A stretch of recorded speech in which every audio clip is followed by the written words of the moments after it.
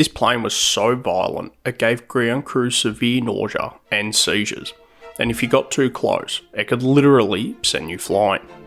Meet the XF-84H, more commonly known as the Thunderscreech.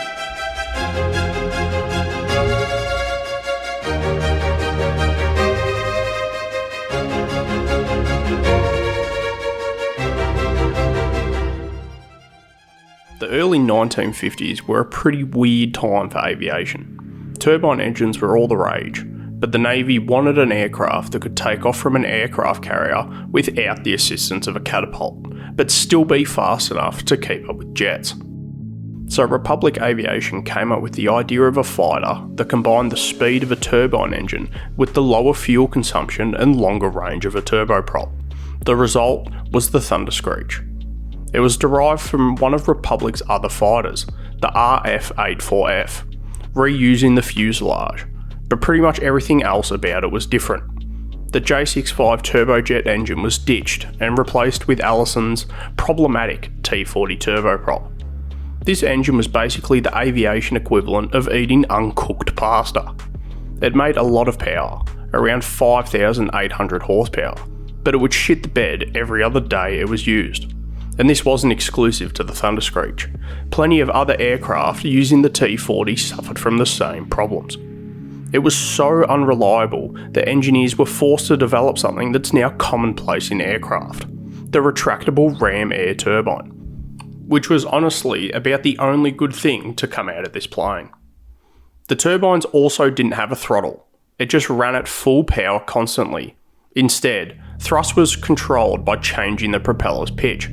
As you can probably imagine, nearly 6,000 horsepower being dumped into a propeller at all times led to some serious problems. The most obvious one was the sound. The outer 30 inches of the propeller spun at over 1,400 kilometers per hour, even at idle pitch. That meant it was producing 900 sonic booms per second. I'll say that again so it sinks in. 900 sonic booms per second. And this was only happening at the outer edges of the propeller, since the tips have to travel much faster than the root to cover the same distance. The shockwaves were actually visible to the naked eye, forming a lateral blast that shot out more than 100 metres from the propeller. These shockwaves were strong enough to knock grown men over, and loud enough to make a top fuel dragster blush. No, seriously, the propeller produced over 200 decibels of sound, only being beaten by things like nuclear bombs and volcanoes. This led to multiple crew members suffering severe headaches, nausea, and vomiting. One crew member even had a seizure after being within a short distance of the powered-up aircraft, and another became severely incapacitated just from being nearby while it was doing ground engine run-ups. And it wasn't just the crews getting pissed off. These ground round-ups enraged neighbouring communities, because the aircraft could be heard from up to 40 kilometres away. It also pissed off the Edwards Air Force Base control tower, since the vibrations from the propeller were interfering with or outright destroying electrical equipment.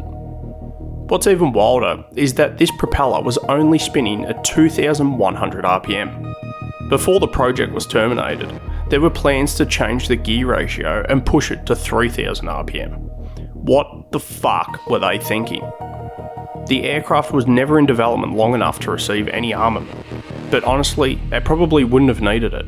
They just had to fly over an enemy base and everyone would go deaf and start projectile vomiting. This is also why there are no recordings of the engine, since no microphone could handle the extreme vibrations. They'd just be blown out instantly. The propeller also generated a massive amount of torque, enough that it constantly wanted to roll the aircraft. To counteract this, multiple design changes had to be made. These included a fixed dorsal yaw vane, moving the left leading edge intake forward by around 30 centimetres, which gave the left wing more lift than the right, and using flaps with different deployment modes so the aircraft wouldn't start rolling when they were deployed.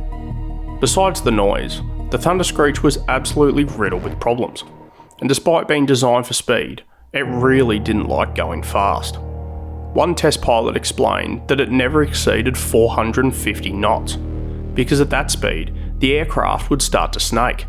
basically yawing side to side without the pilot even touching the rudder. He only flew it once, and after that flight, he told the head of the project that he wasn't big enough and there weren't enough of them to ever get him back in that plane again. And honestly, I can't blame him. Only 12 test flights were ever made, and 10 of them ended in forced landings. That added up to a grand total of just 6 hours and 40 minutes of flight time. After these test flights, the Thunderscreech's speed was nowhere near what the Navy had anticipated. It couldn't exceed 840 km per hour, well short of the jet fighter speeds that they wanted. And then there was the insanely loud propeller and severe vibrations. Being effective on an aircraft carrier generally requires crews to communicate, and for electrical equipment not to be destroyed when 5 planes are running at once. With all these fundamental problems, the Thunderscreech never made it past the first phase of test flights. The Navy cancelled their order, and that was the end of the line for this absolute nightmare of a plane. Of the 2 prototypes that existed, one of them was mounted on a pole outside of the Meadows Field Airport, but was later sent to the Ohio Air National Guard in 1992 for restoration, which took more than 3,000 hours to complete, by the way. It now resides in the National Museum of the US Air Force. The other one though, no one really knows what happened to it. Most sources assume it was scrapped, but I personally believe some of the ground crews that were subject to its fuckery took a torch to it and grounded the bird forever. Thanks for watching. Like and sub. Bye.